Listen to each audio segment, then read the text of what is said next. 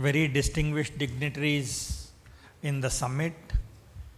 I am indeed very pleased to be at this Global Engagement and Empowerment Forum's Global WaterTech Summit, as I feel that this can act as a very important platform to shape scalable, affordable and climate resilient water systems. Now by bringing together global leaders, innovators, policymakers and communities, this summit creates a vision for tackling one of the humanity's most pressing challenges of our times, namely water security. Now, we know that India is among the world's water-stressed nation, accounting for nearly 18% of the global population, but only 4% of fresh water resources, which places us in a very tremendous pressure. Now, groundwater, which meets almost 60% of irrigation and 85% of domestic needs, is being depleted at a fast rate, as we all know, particularly in northwestern states. Internationally, this positions India in the categories of countries facing extremely high baseline water stress, underscoring the urgency for systemic reforms, as was also mentioned by the previous speaker. Now, globally, more than 2.5 billion people lack access to clean and safe drinking water, and more than 5 billion people lack access to sanitation. With a rapidly growing global population, demand for water is expected to increase, expected to be about 30% by 2050. Now, the challenge we must face is meeting this demand in a way that does not amplify negative impacts on our ecosystem. Now, water scarcity has the potential, we all know, to have grave consequences such as civil unrest, mass migration, and even conflicts within and between countries. We are seeing some of that already happening. Now, Mother Nature plays a unique and fundamental role in regulating different features of the water cycle. For example, nature can act as a regulator, a cleaner, and a supplier of water. So, as such, maintaining healthy ecosystem directly leads to improved water security for all of us. Now, nature-based solutions for water is key to sustainable development because they also generate social, economic and environmental benefits, including human health and livelihoods, food and energy security, and very importantly, biodiversity. They help achieve water security for all and also play an essential role towards the circular economy and in building a more equitable future for all of us. Now, protecting and restoring watersheds, rivers and aquifers ensures that natural systems continue to filter, store and regulate water flows, reducing reliance on costly grey infrastructure. Now, reforestation in catchment areas can improve groundwater recharge and reduce soil erosion, as we all know, while wetland restoration naturally filters pollutants and prevents flooding. Now, similarly, adopting sustainable agriculture practices such as drip irrigation, which is happening already, crop diversification and agroforestry, all of these can reduce water demand and improve soil moisture, creating more resilient farming systems, and many more. Now, in urban areas, green infrastructure like rain gardens, permeable pavements, and urban wetlands, all very doable, can manage stormwater, recharge aquifers, and improve resilience against extreme weather events. Now, meeting rising water demands without harming ecosystems, it requires integrating both green and grey infrastructures, promoting a circular water economy that emphasizes reuse and recycling, and adopting decentralized community-led water management systems. Now, for our country, the focus can be on three key targets. I'll just mention it.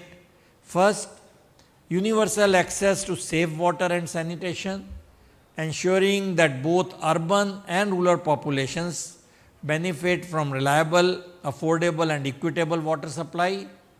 Two, efficient use of water in agriculture and industry, which together consume the majority of fresh water through technologies which I mentioned, such as drip irrigation, precision farming, and water recycling system in all these industries. And third, climate resilient infrastructure, where investments are directed towards centralized community led solution, flood and drought management systems, and digital technologies, including artificial intelligence for smart water monitoring. Now, to achieve this, a multi-pronged approach need to be adopted. For example, strengthening policy frameworks that mainstream nature-based solutions, mobilizing innovating financial models such as green bonds and public-private partnerships, and building community-based ownership of local water resources. Now, at the same time, investing in research, capacity building, and indigenous innovations, it will ensure scalable and affordable solutions which will tailor to local needs. By setting clear national targets aligned with SDGs, such as reducing non-revenue water, achieving 100% wastewater treatment and reuse in cities, and restoring critical water basins, I am sure our country can move towards ensuring water security. Now, I thought at this juncture, let us look at some lessons from international examples of some developed countries who have already made significant strides in ensuring water security through innovation, governance, and technology integration. So, I'll just mention two or three. For example, Singapore. Singapore has become a global model for implementing its 4 national TAPS strategy, namely diversifying water resources through desalination, imported water, local catchments, and high-grade recycling water. Second example, we can look at Israel, facing chronic water scarcity, of course, and it has achieved near self-sufficiency by combining large-scale desalination, advanced drip irrigation, and water recycling, with over 85% of wastewater reused in agriculture. And the third example I'll mention is the Netherlands, that has integrated nature-based flood management with cutting-edge infrastructure relying on wetlands, polders, and room for the river projects to adapt to climate risk. And the last example I'll mention is of Australia. Again, it has invested heavily in water markets and community-based allocation systems to optimize usage during droughts. Now, India's roadmap for smart and sustainable water infrastructure focuses on leveraging technology and policy to ensure water security for a growing population. Now, this strategy is driven by various national missions and it aims to address challenges like water scarcity, inefficient use and so on. So, I will just remind all of us what are these some of the initiatives. For example, you know, as this is being done along with the Ministry of Jal Shakti, it plays a very central role in flagship programs at providing every rural household with a functional tap, which was announced by our Honorable Prime Minister, and the Atal Bhujal Yojana, which promotes sustainable groundwater management through community participation. Then we have Ministry of Environment, Forest and Climate Change, MOEFCC, and this ministry complements these efforts by focusing on conservation of rivers, wetlands, forests and ecosystem, which are again vital for natural water recharge and regulations. And it has schemes, as you know, such as National Plan for Conservation of Aquatic Ecosystem, NPCA, and National Afforestation Program, again contributing to this water system. Then we have Ministry of Housing and Urban Affairs, MOHUA. I am sure there may be some people from there.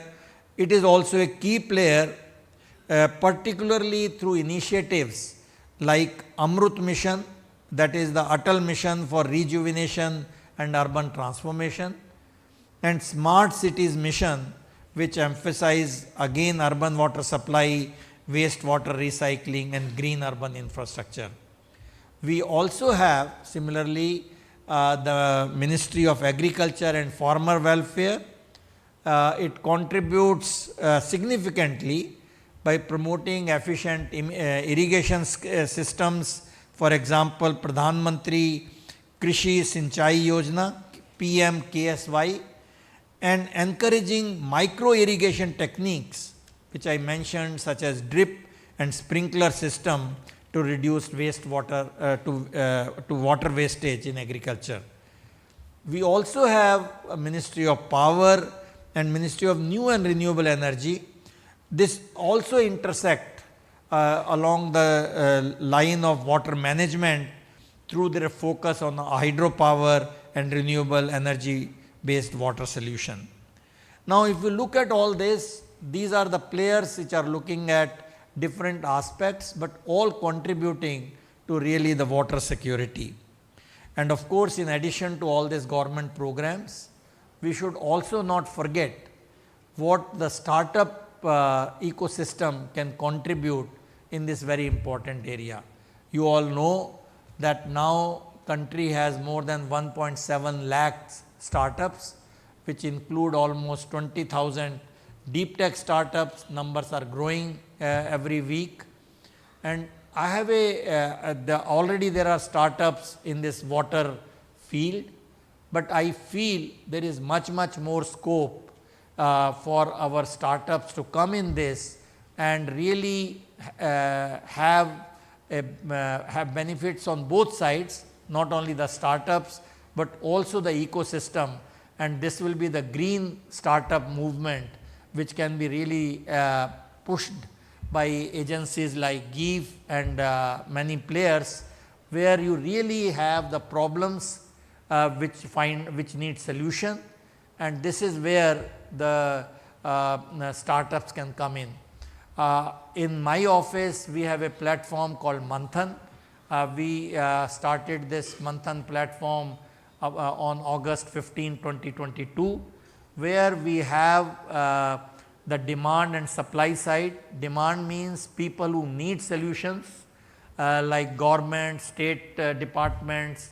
We have our NGOs, we have foundations, we have individuals who need solutions to some pressing problems which need technology solutions, and we have the supply side, namely the academic people, national labs, startups, focused research organizations, and we have a matchmaking of these two in the last 3.5 years, and most of it actually is the private funds which have come to the academic sector and national labs and startups.